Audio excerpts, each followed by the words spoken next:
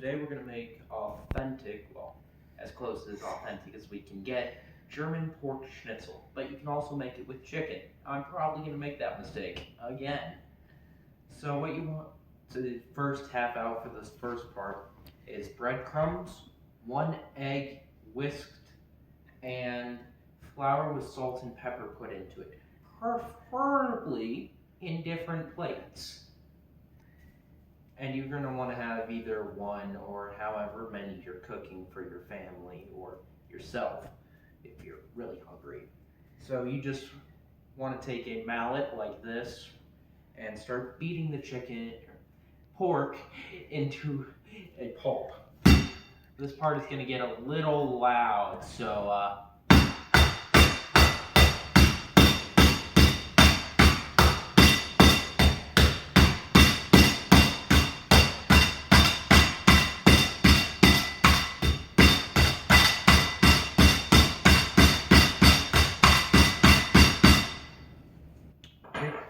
now, preferably you want to use saran wrap to stop the spray of juice there.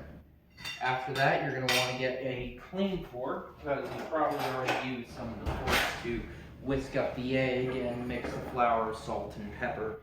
You're just going to want to take it, dip it in the flour on both sides.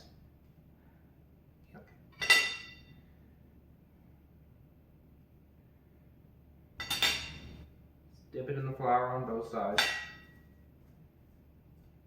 After that, you're going to want to go to the egg yolk, and, well, the entire egg, I should say, and try and flip it. Okay. There we go. Now, after that, you're going to want to flip, if you can get it out, you want to flip it into the breadcrumbs to give it the crunch and the more stuff for the schnitzel. Then you want to get a clean plate for your now breaded schnitzel. Sorry, the breadcrumbs were kind of in the way.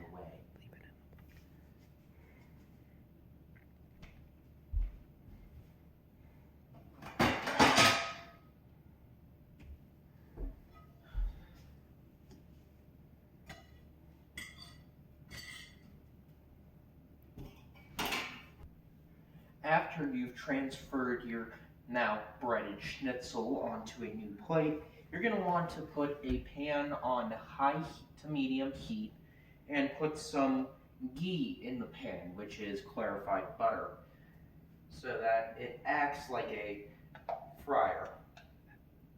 And only about a spoonful of this stuff. It works really well. Now, after that melts, which won't take a little if you preheat the pan, you can move your schnitzel onto it and start the cooking process. Each side takes about usually 5 to 6 minutes, so we'll cut back when I flip it. Now, it is especially important that you keep your work area clean around the pork or the chicken that you're working. Now, in the last shot, I forgot to mention that when you first put it on is when you can start seasoning your pork or your chicken the way you like it. Personally, I put some Cajun on it. Now, when you know to flip it is when it has a good golden brown on it. So then you can flip it onto the other side. Now, the second side usually takes the longest, as the first side likes to suck up a bit more of the clarified butter. Now that the chicken is fully cooked, and you will know when it is fully cooked, if you have a thermometer that you can use to check the internal temperature, it is fully cooked when the internal temperature reaches around 160 degrees. Now get a new plate and a new knife and new fork so that you can take your pork or chicken schnitzel off, and you can turn the stovetop off, and then we'll clean this area in a minute.